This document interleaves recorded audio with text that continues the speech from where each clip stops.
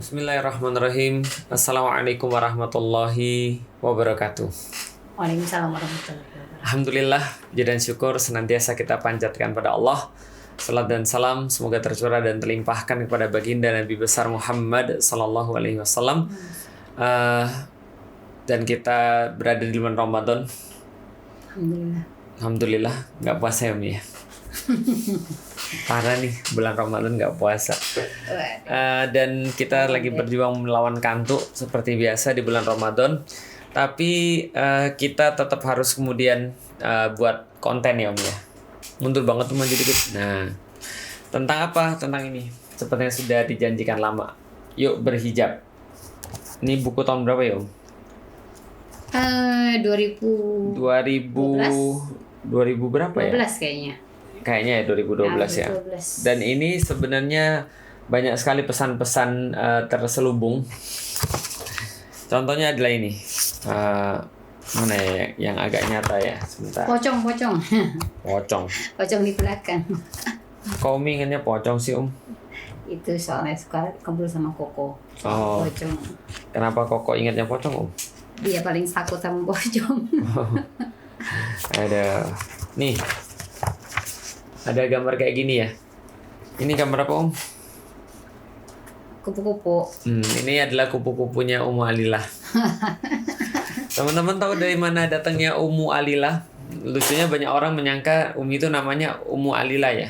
Ya, ada yang manggil Umu gitu. Ummu gitu ya. Ya kalau Ummu sih biasa ya. Tapi banyak orang menyangka Umi namanya Ummu Alilah. Padahal Ummu Alilah itu artinya adalah apa? Ibunya Alilah. Ibunya Alilah. Sini dikit dong. Kurang ya? Outframe lagi tuh. Nah. Apa namanya?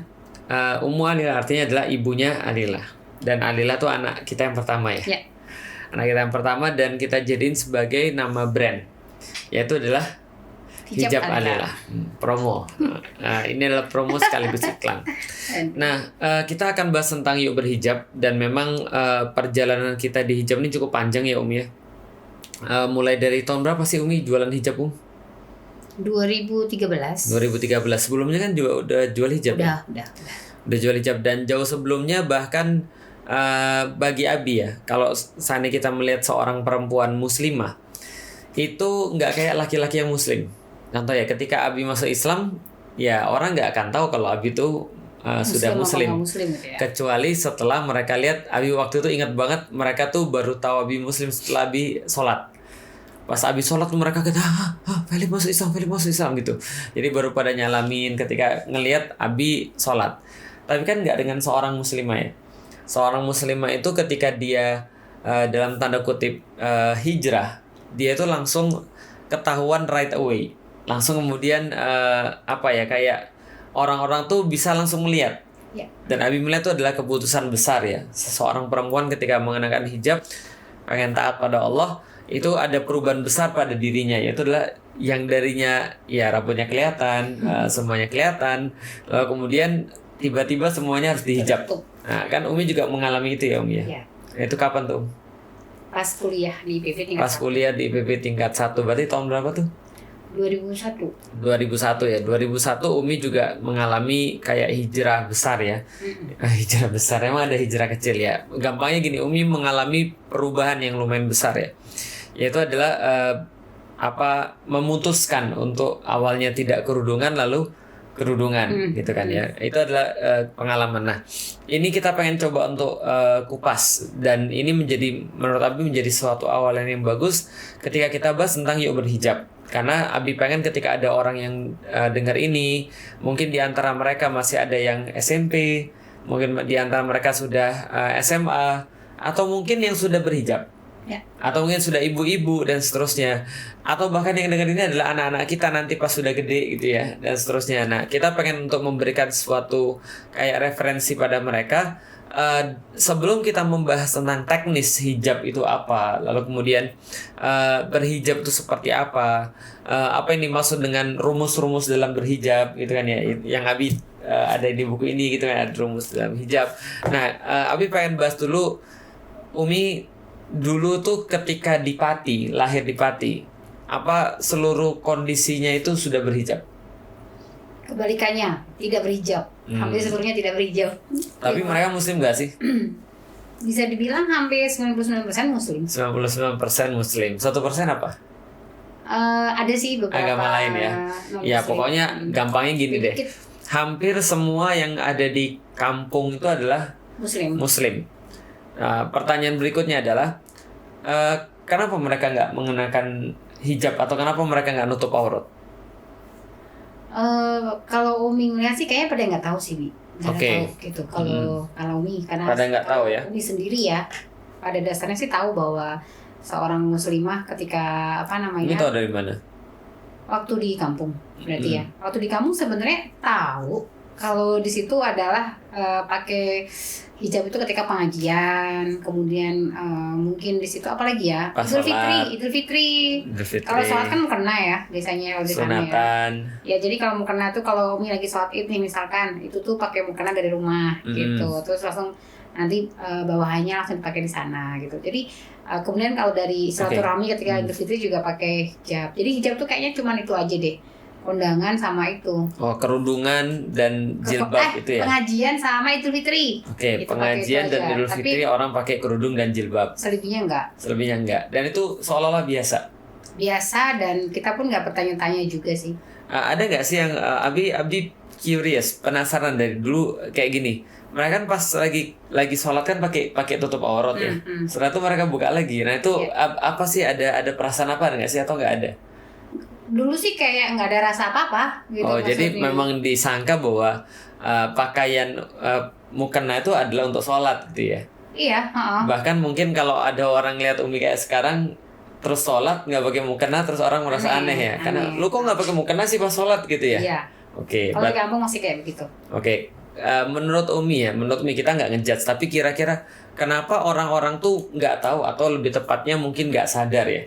Mungkin mereka tahu bahwa kerudung itu adalah ciri khas orang muslimah maksudnya. Tapi terlepas daripada mereka nggak tahu ataupun nggak sadar ataupun salah paham tentang seperti apa kerudung dan jilbab atau hijab itu sendiri. Menurut Umi kenapa sih mereka nggak berhijab? Karena mereka nggak ada yang menyampaikan. Jadi kalau Umi sendiri nggak ada sama sekali pembahasan dari Pak Kiai ya, kalau di sana kan Kiai atau Ustadz gitu, nggak ada sama sekali pembahasan tentang hijab dalam tausiahnya mereka, dari khutbahnya mereka sama sekali nggak ada. Jadi otomatis orang-orang di kampung ini pada nggak ngerti sebenarnya gitu. Mereka sebenarnya kurang informasi. Ya, tapi kalau zaman sekarang itu kan ada orang yang melek media ya, orang yang memang di situ bisa jadi kan tahu dari sosmed, dan misalkan follow Satelix misalkan kan ya orang di kampung, sinyal kan sekarang udah bagus kan. Makanya di kampung tuh sekarang ya mulai kalau melihat mulai ada yang berhijab kayak gitu sih. Kalau dulu sih ya hampir nggak ada. Gitu. Nah, Umi sedikit lagi nih. Umi ke situ tapi mau lihat Abi kan berarti harus kayak begini gitu maksudnya. Dimaafkan lah insyaallah sama netizen ya. Karena netizen lihatnya Abi di sini, Umi di sono gitu jawabnya. Berarti sebenarnya ketika sudah ada referensi mereka sebenarnya mau ya sebenarnya ya. Sebenarnya mereka sudah mulai ada banyak yang berubah ya ketika dunia juga berubah, lalu kemudian informasi-informasi itu masuk, lantas kemudian mereka juga akhirnya ya berhijab juga. Pertanyaannya agak sedikit sensitif. Umi kira-kira tahu nggak sih kenapa nggak banyak ulama atau ustadz yang bahas itu? Apa mereka merasa kayak apa ya, sungkan gitu? Atau mereka merasa kayak, atau apa sih sebenarnya? Nggak begitu paham sih Umi Bi kalau dari sisi itu kenapanya. Tapi kalau zaman dulu memang orang yang memang ngebahas tentang hijab itu kan memang nggak ada juga. Sekolah kan juga masih ngelarang ya kalau zaman dulu ya. Sekolah ngelarang? Zaman dulu agak dipersulit. Jadi ketika waktu itu Umi zaman SMP. Nah SMP itu tahun berapa berarti itu? Tahun 1900-an ya berarti kita ya? Ya kan? 98. 98 lulus. Nah itu tuh kan masih belum diperbolehkan gitu. Jadi itu nggak boleh. Nggak boleh.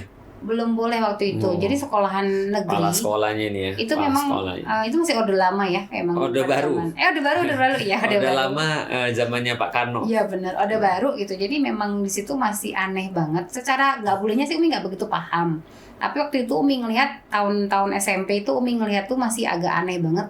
ketika ada anak yang pakai hijab di ini di Kayak egois gitu ya, terus menunjukkan keislamian ya, gitu ya. benar, karena Umi kan belum ada di level sekarang ya. Kamu jangan terlalu islami lah gitu ya. Ya, Oke. jadi Umi termasuk orang yang agak nyinyir gitu mungkin ya, tapi nggak sampai yang nggak suka ya, Nah, tapi lebih Umi gimana dulu ke orang yang kerudungan?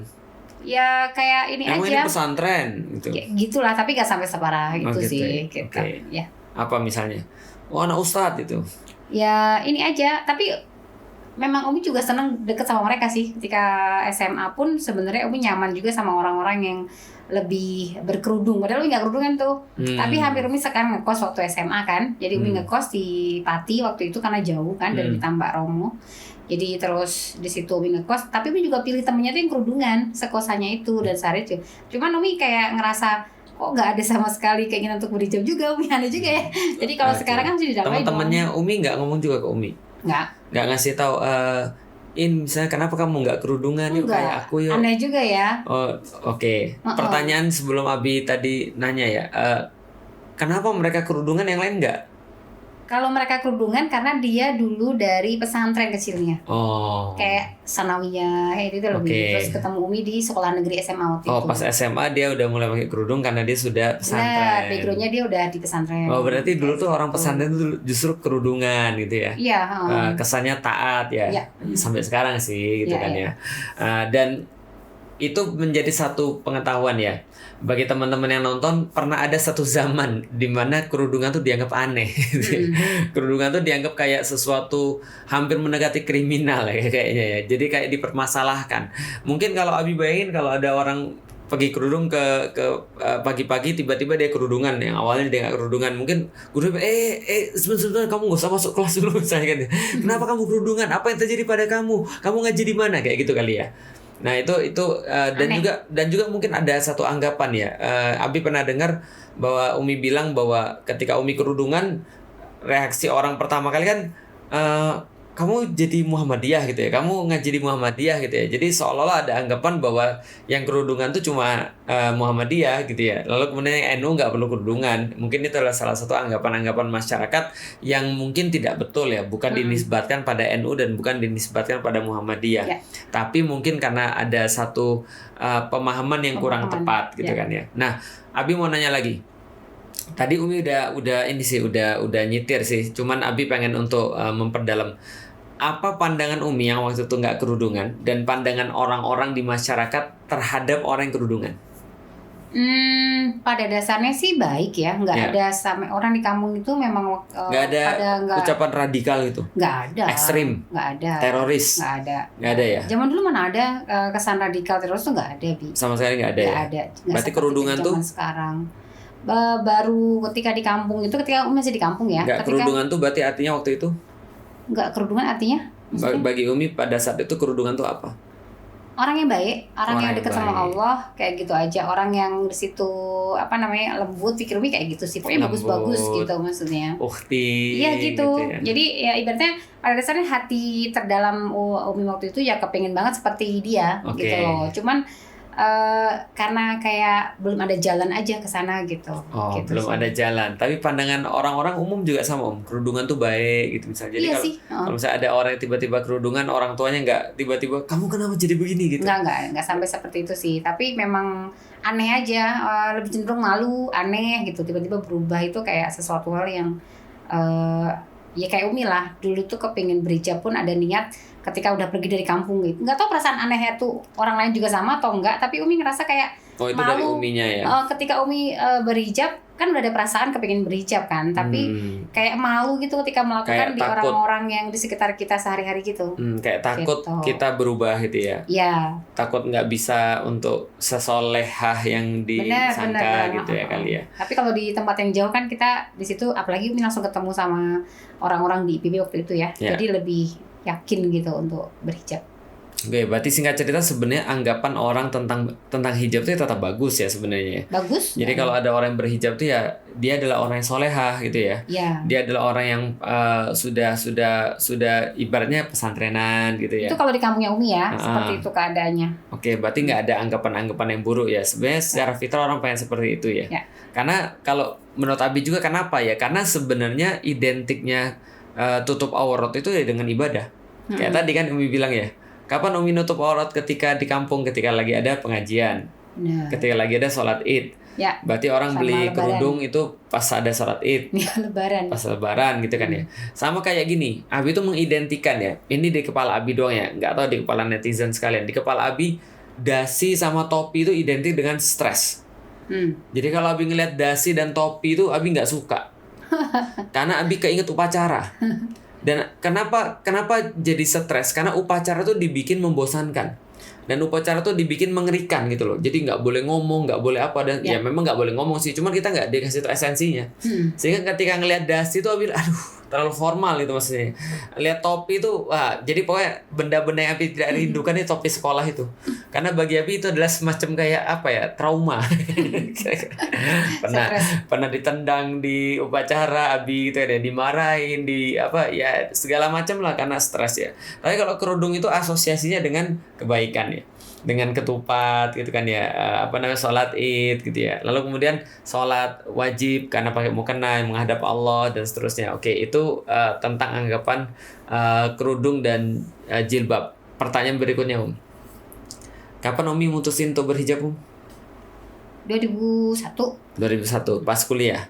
Nah, dari awal kan pengen banget tuh, tapi kan merasa malu, merasa nggak pantas, merasa oh nantilah, atau merasa wah gimana kalau aku berhijab dan segala macam kan gitu kan ya.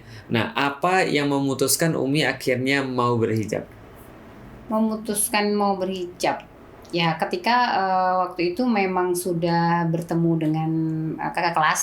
Kakak kelas di ya. IPB. Kayaknya ini udah Umi pernah ceritain ya kakak kelas ya. Udah sering banget lah di Iya, situ. oke. Yang pasti kan di situ sering dengar tausiah juga dari beberapa ustadz juga ada kayak gitu tuh. IPB kan kayak pesantren ya. Institut Pesantren Bogor. Gitu. Jadi ketika hati yang tadi sudah punya niat pengen berhijab, ditambah lagi ketemu dengan orang-orang yang memang menguatkan gitu, akhirnya di situ Umi memutuskan untuk berhijab gitu. Oke, terus perasaan tadi gimana caranya untuk kayak ini kan tadi Umi bilang tuh Malu ya tadi. malu, lalu kemudian kayak apa namanya nanti gimana dan segala macam.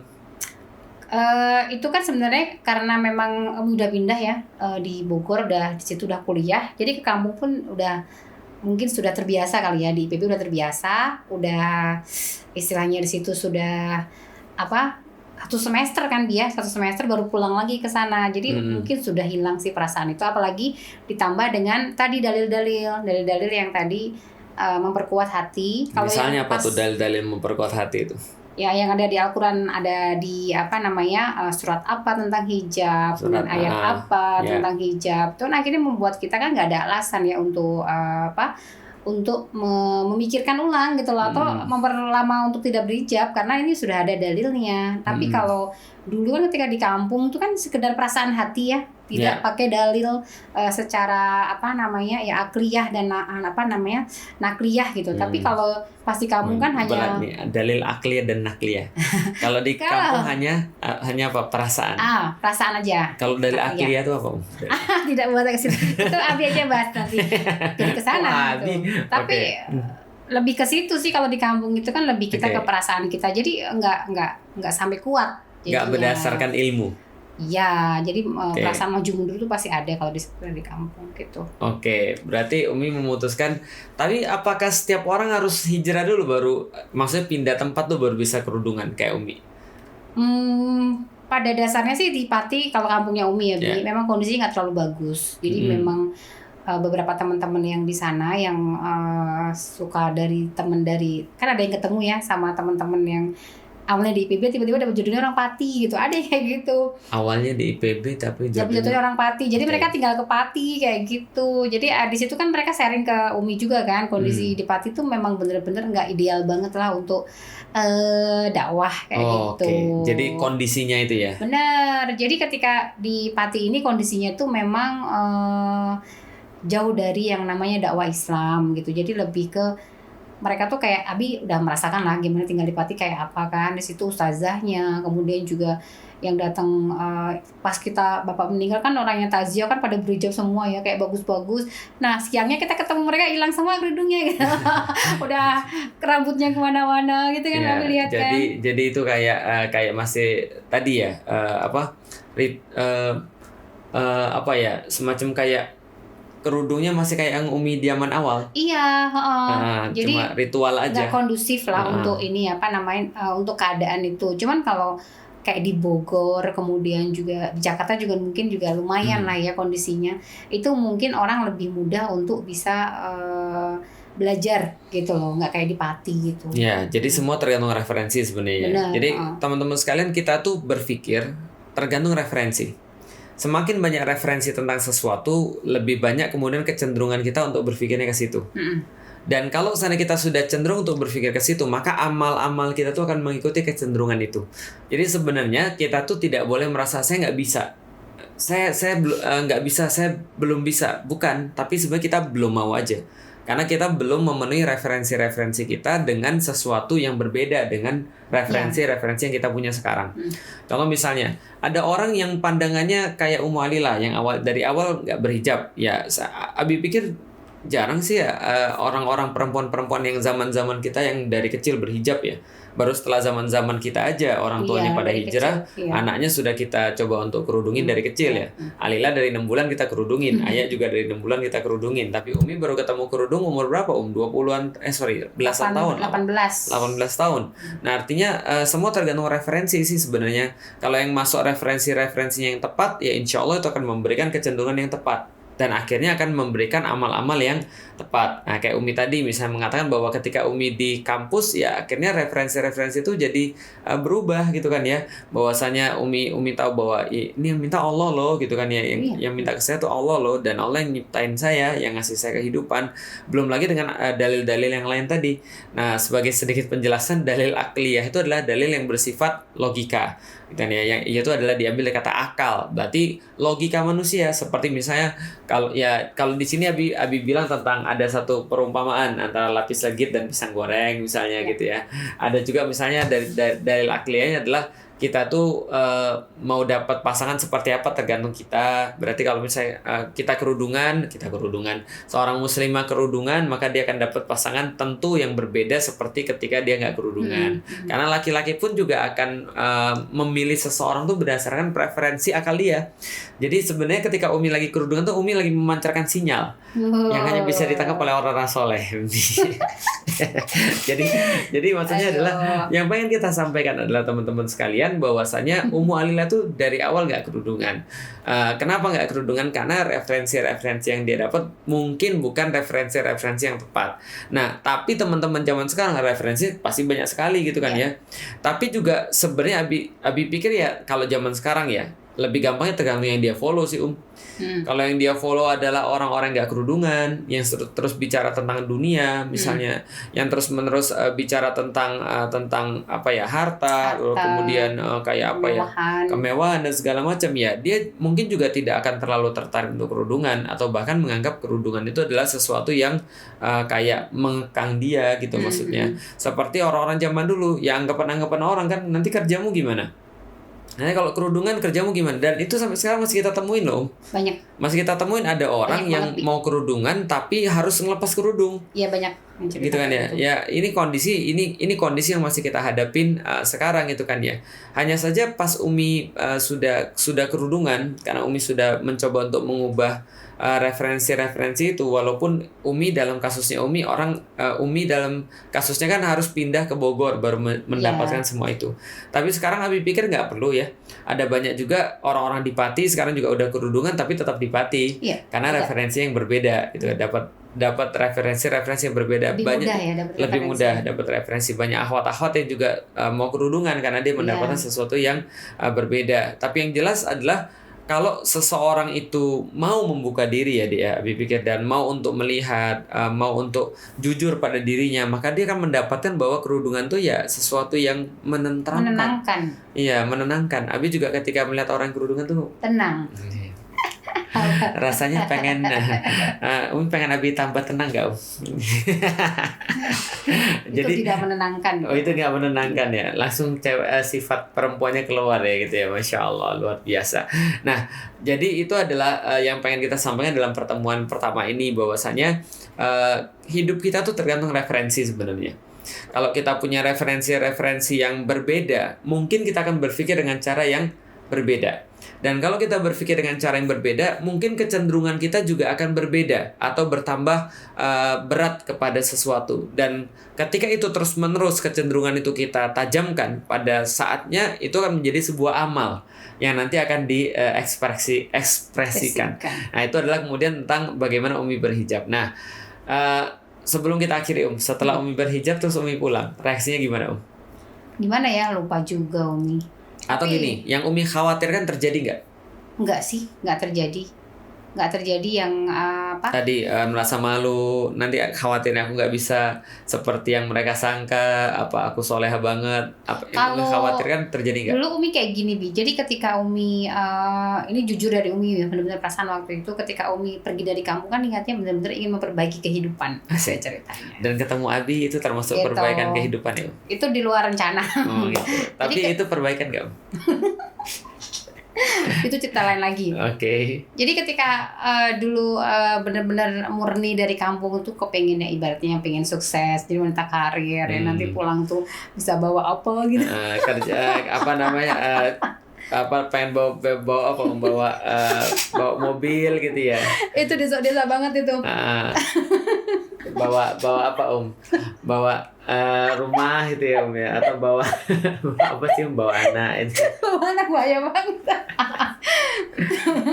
Ya pokoknya Umi pengen ya, jadi begitu, orang gitu. sukses. Nah karena ternyata Umi ketemu hal yang seperti ini gitu, itu kaget juga sih Bi, jadi kok jadi berbeda banget dengan niat awal.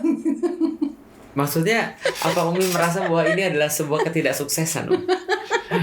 Gak usah ketika Umi dapat Islam itu apa tidak sukses gitu? Bukan. Bukan. Matiin dulu. Gak usah. Lanjut. Nah, terus? Gak gimana? Matiin dulu dong Bi. Gak apa-apa Umi. Nanti dihilangin ya. Iya. Jadi dulu tuh ketika mulai mengkaji begini kan akhirnya jadi kayak merasa arah tuh berubah banget, arah hidup Umi itu jadi berubah gitu loh. Yang awalnya itu gambaran suksesan. Iya, jadi memang waktu itu jadinya rasanya tuh kayak awalnya kan Umi sempat dapat nilai yang terbaik, tapi mungkin tahu ya di situ ya. Jadi tahu.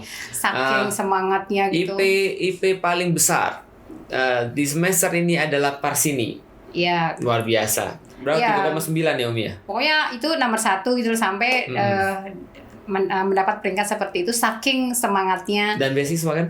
Dapat beasiswa juga. Bukan beasiswa tapi beasiswa, dapat beasiswa kayak gitu. Terus habis itu ternyata ketika sudah ngaji itu benar-benar berubah banget. Jadi ketika di kampung itu ya orientasi Umi pun ya jadi mungkin mencoba untuk ini memahamkan orang tua, dan disinilah sebenarnya kesempatan Umi itu malah yang tadinya mungkin malu ya ketika Umi pakai hijab ya Bia, ketika berada di kampung enggak, jadi malah jadi kesempatan untuk dakwah kayak gitu. Apalagi waktu itu orang tuanya Umi kan sangat jauh dari Islam ya, jadi makin tahu Islam tuh Umi sering nangis gitu. Jadi sering nangis sementara kan handphone belum ada ya. Handphone belum ada, kemudian belum bisa ngubungin bapak ibu. Adanya wartel.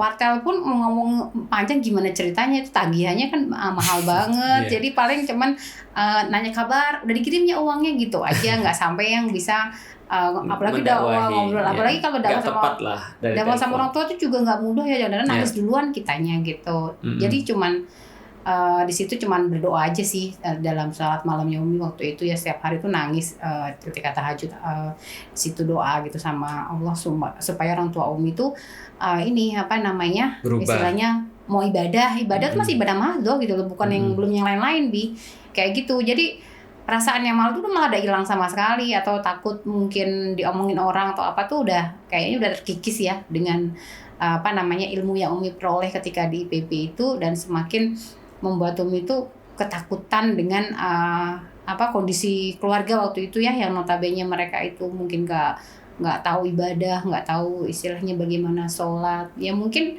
adalah mungkin mereka ya sesekali, apalagi mungkin kalau ibu masih lah ya Bia, tapi kalau kayak bapak waktu itu kan nggak sholat sama sekali ya. Jadi itu menjadi fokusnya Umi sih ketika pulang ke kampung waktu itu. Bukan gitu. Lagi untuk memikirkan sesuatu yang ditakutkan ya. Ternyata Allah mengubah, bukan itu lagi yang dipikirkan, tapi sesuatu yang lebih tinggi.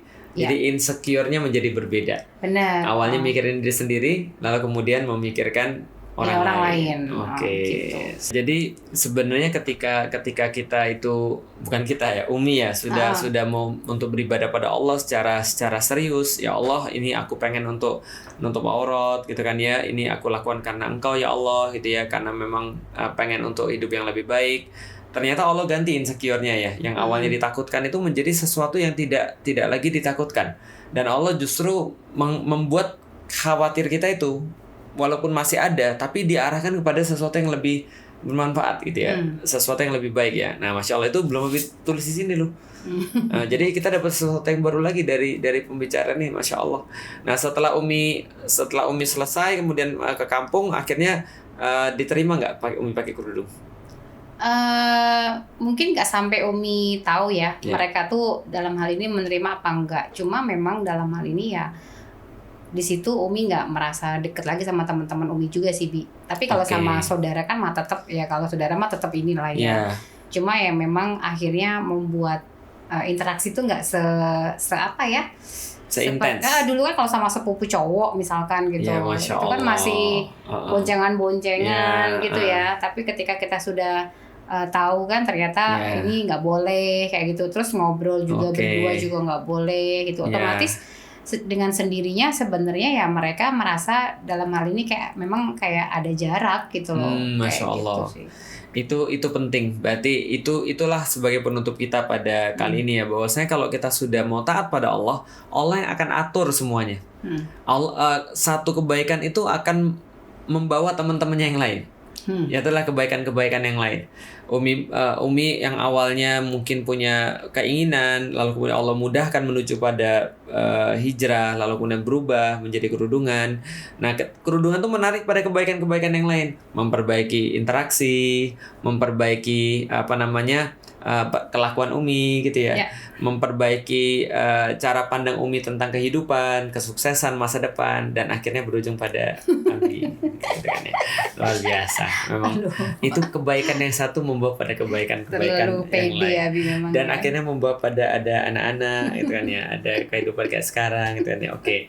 Makasih Umi, itu adalah sedikit pendahuluan daripada buku Yuk Berhijab. Ini kita bahas tentang bagaimana pandangan orang dan pandangan Islam itu tentang wanita. Insya Allah kita lanjutin obrolan kita besok tentang bedah buku Yuk Berhijab. Assalamualaikum warahmatullahi wabarakatuh. Waalaikumsalam warahmatullahi wabarakatuh.